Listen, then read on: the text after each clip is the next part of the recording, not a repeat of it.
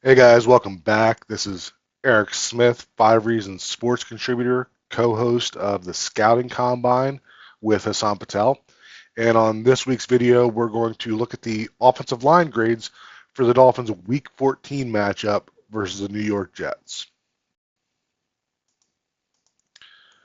All right, so as you can see, the overall grade for this week came out to an 8.43. The season average is currently at 8.38. So this performance overall was pretty close to in line with what the average performance for the offensive line has been this season. As usual, here's our players from this week, and in parentheses, you will see their average scores for this season. You don't see Teron Armstead on here because he only played a total of 6 graded snaps, and I don't include them until they've got 10 or more. So he did play, started the game, came out in the first series, tried to go to the second series, and came out again. And Patrick Paul ended up playing the majority of the game this week. Our lowest graded player of the week is Liam Eichenberg, and that shouldn't come as a surprise. It's not unusual for Eichenberg to be the lowest graded. You can see that his 7.99 for this week isn't too far off from his season average of an 8.07. And this is, the same thing we say every week that, Liam Eichenberg is the lowest graded player on the offensive line. He is the most easily upgradable part of this offensive line. He also is not the worst guard in the league like a lot of people think. So, I have one clip for him. It's going to be a pretty bad clip, but that clip doesn't, shouldn't summarize his entire day. There was a lot of decent stuff from him, but, you know, it wasn't a stellar performance by any means, and he rarely has those stellar performances. So, again, player that we can upgrade, but also, if he was the worst player on this offensive line consistently, and we still had the Austin Jacksons and the Teron Armsteads, then we would, still be pretty good, right? But now we're sliding back down into average with Eichenberg, still playing the same way that he has all season. All right, so here is the one play that I had pulled for Liam Eichenberg. Also going to talk a little bit about Kendall Lamb, who we'll get to more later in this video. Um, start with Lamb here. This is a crack toss to the right. So this was first and goal from the 8-yard line. Um, you know, Lamb's not a great point of attack drive blocker, but he's still got pretty solid athleticism and holds up well in the pass game as well. You can see on this play that, he does a good job out here getting on number 36, getting him into the ground, and making a block that could have got this into the end zone. Unfortunately, a big part of the reason this doesn't get into the end zone is that Liam Eichenberg here is not able to get across number 94. 94 sheds that block. Of course, lots of people point out Liam rolling on the ground. But this isn't the easiest block for Liam. This defender is a full defender over there. One of my, I guess, complaints about the crack toss play, as much success as we've had with it, is that it's a kind of restrictive play in terms of the blocking assignments. We're really depending on the crack block to be able to seal the defender inside. This is an outside only run, and then everybody else is trying to cut somebody off. And in this case, it's going to be Liam Eichenberg is the only person that can cut off 94, and there is no other option for Liam Eichenberg, right? In a typical outside zone, if he were to get on him and drive him to the outside, that would be acceptable. But on this, that it just doesn't cut it. So as you can see here, right, Liam does a decent job getting off the ball. Defender does a good job of, twisting his hips, not giving Liam a great target to get around, and then swimming over him.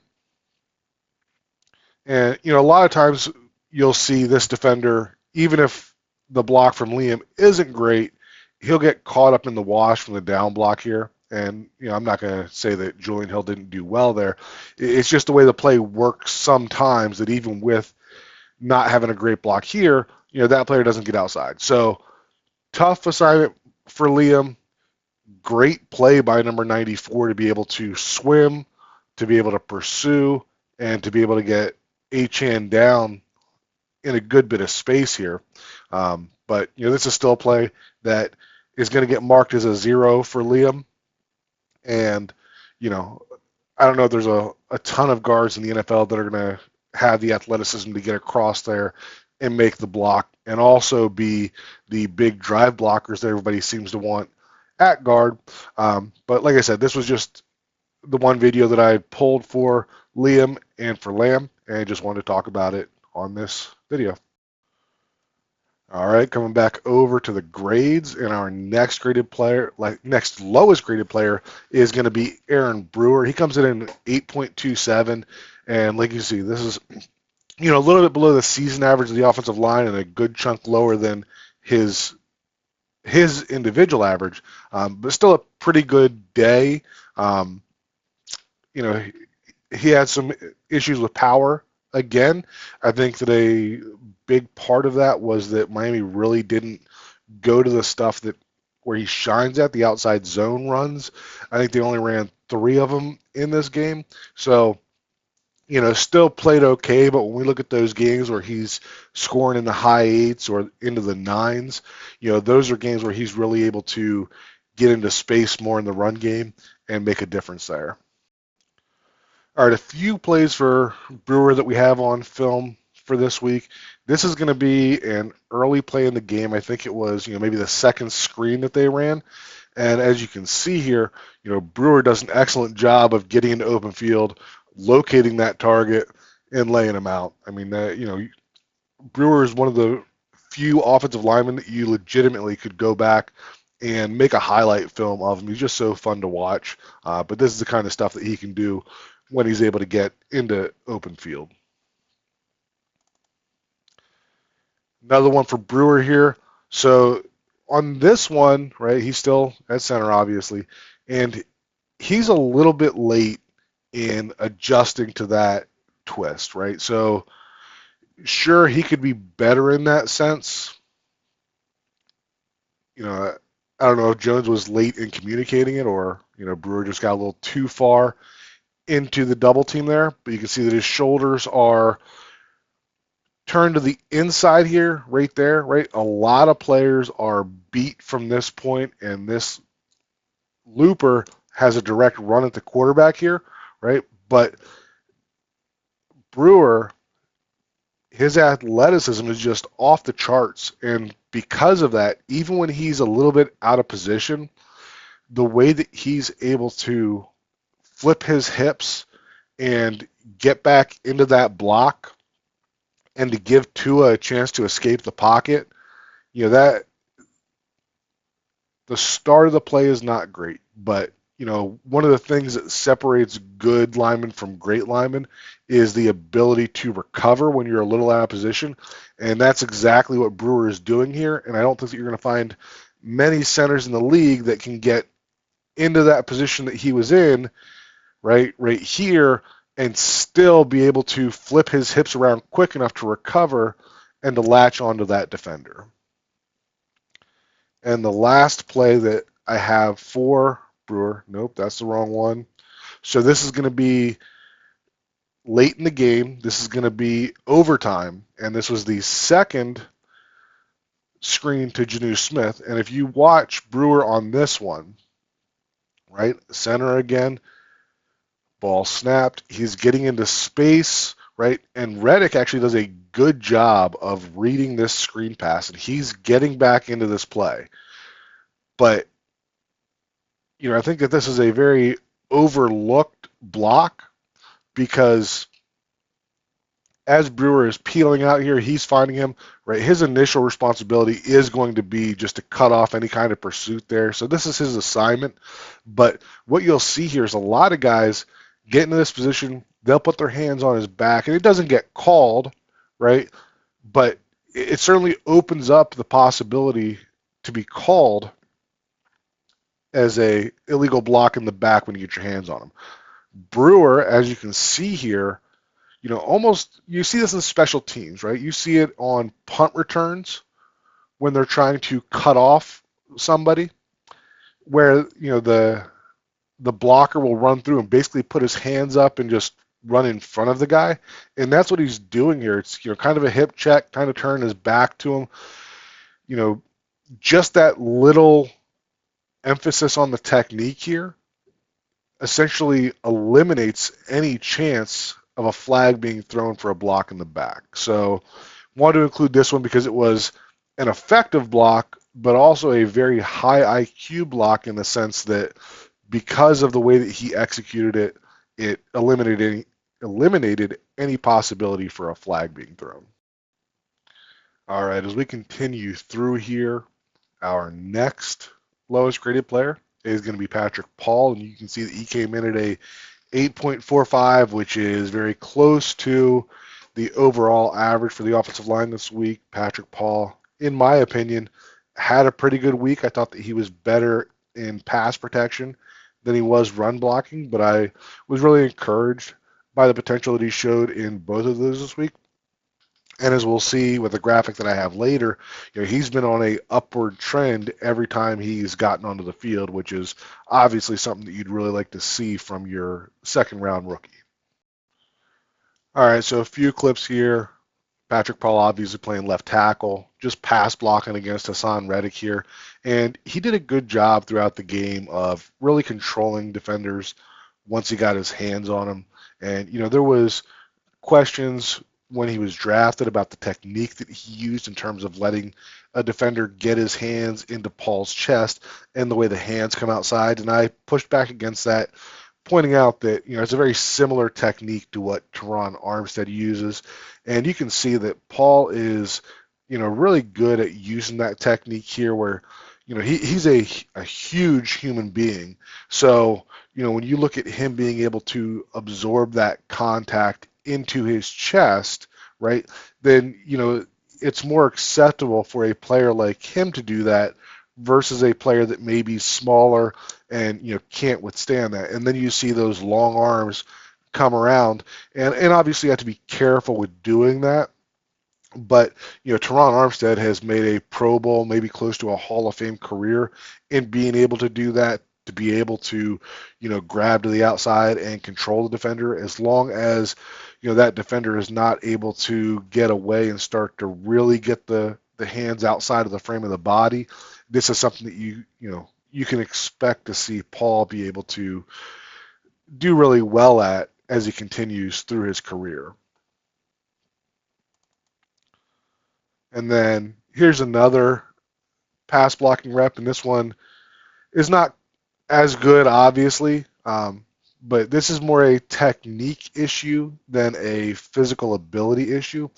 And what you'll see on this one is that this is a power or a long trap type of play where Liam is pulling to the outside. Right? So to make this look like power, they're going to give the illusion of the double team on this defensive tackle. And what you get here is that I think that Paul just got a little too far inside there, right?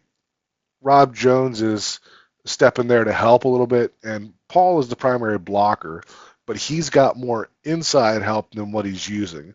So he ends up getting all the way inside, head to head with that defensive tackle, who is able to swim over top and get past him. Obviously not inconsequential in the result of the play, but still something that needs to be improved on.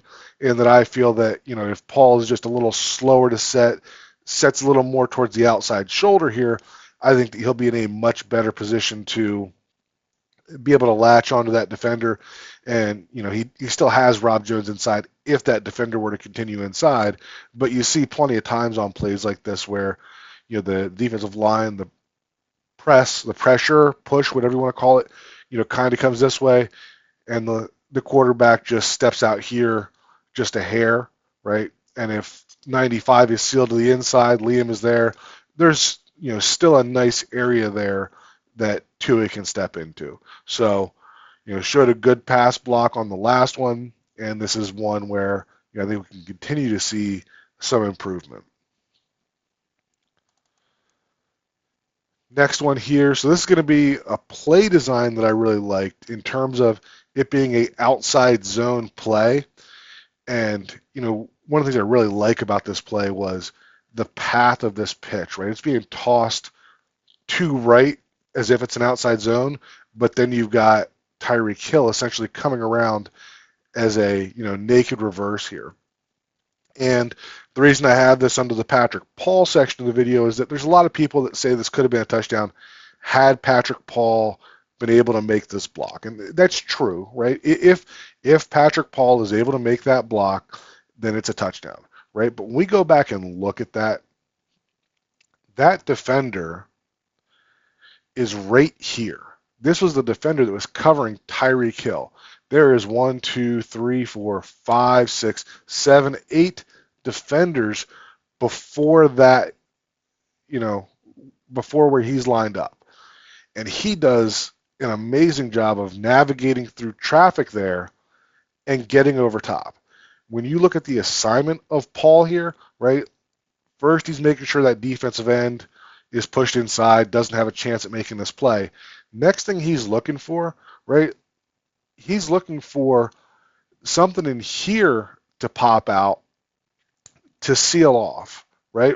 And maybe it's a linebacker coming over the top. Maybe he's got a chance at that, right? But this cornerback here is in a full sprint, right? Far side of the formation, full sprint. You can see Paul, checking to the inside. This is not a missed block by Paul. And I put this out there on Twitter and on Blue Sky, right? If you feel like this is a missed block from Paul, then I encourage you to go find me any clip in the NFL of a tackle who is able to latch on to a defensive back, was that 5+ yards downfield, who is running full speed sideline to sideline. That just doesn't happen.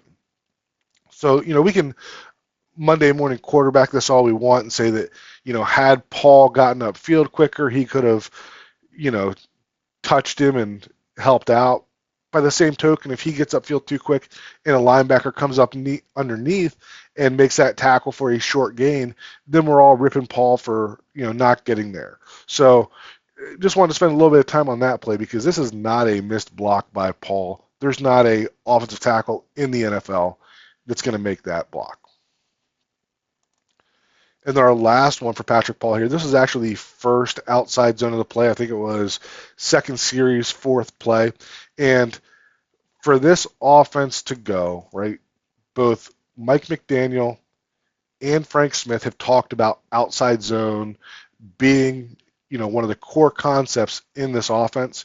So when we talk about replacing Teron Armstead, mitigating the loss of Austin Jackson and still being able to find a way to run the ball and do the things that Miami wants to, outside zone is one of those things they need to be able to do, right? So, and this is a tough block, right? This is basically 2 full linemen outside of Paul, right? And the beauty of outside zone is that, it's not as restrictive as crack toss like we looked at earlier, right? Paul does not have to seal this defender to the inside.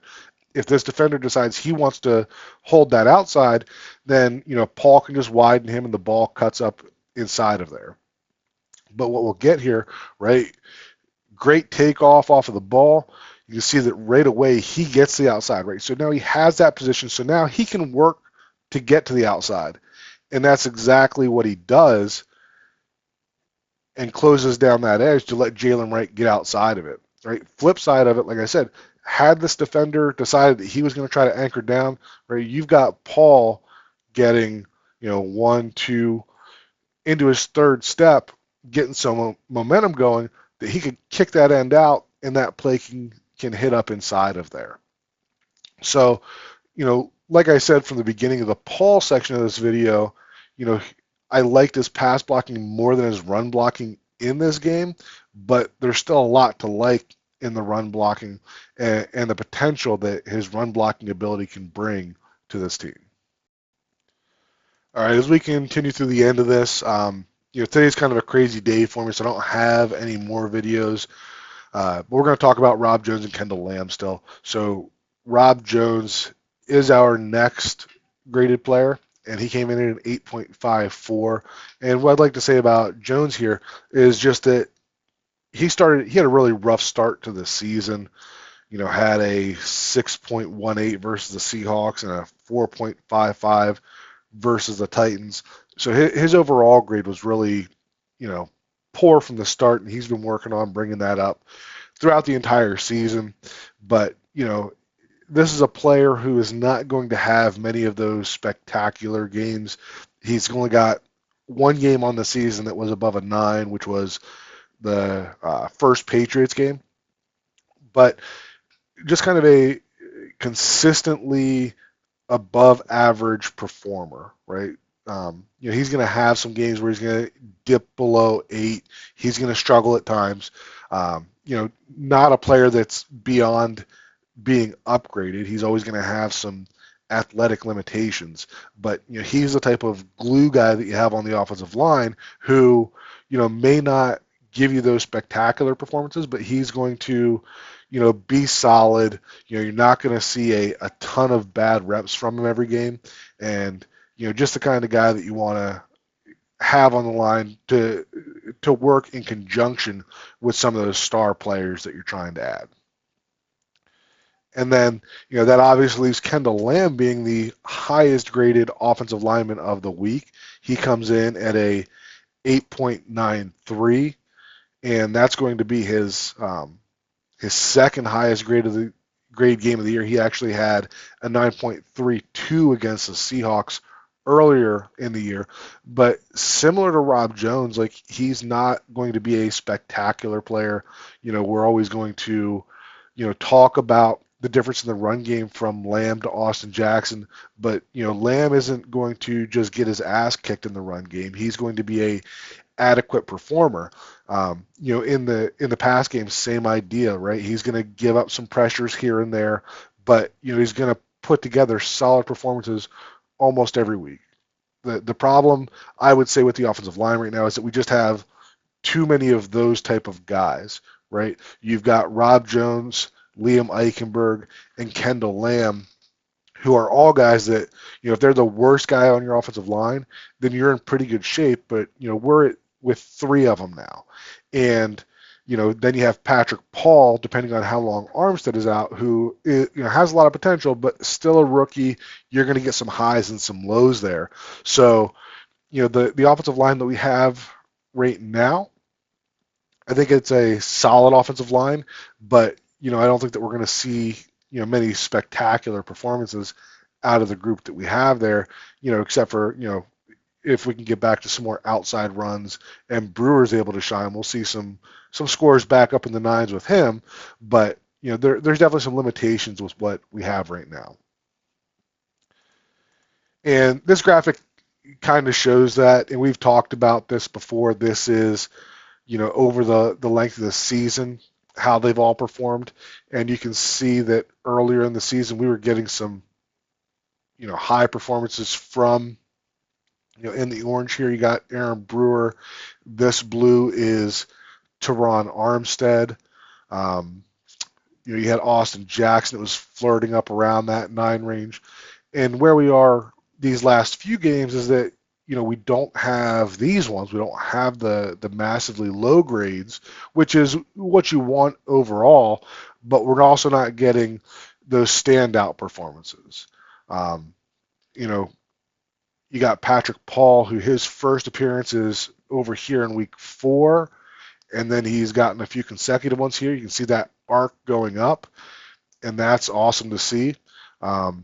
We talked about Rob Jones. That early season performance was super inconsistent, right? And then we got towards the middle there, and you can see that he's kind of evening out.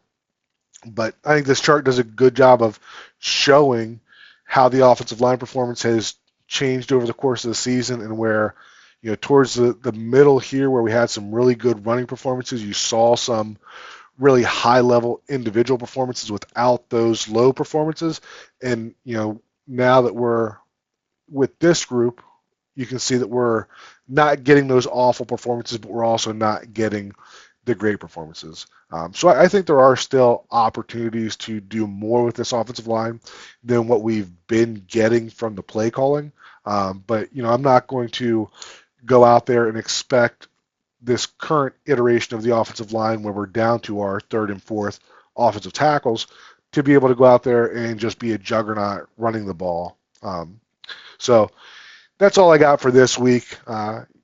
sorry I didn't have a whole lot here. Like I said, busy week, and try to get a little more film for next week. Maybe do something later in the week. And until then, we'll talk again soon. Thanks a lot.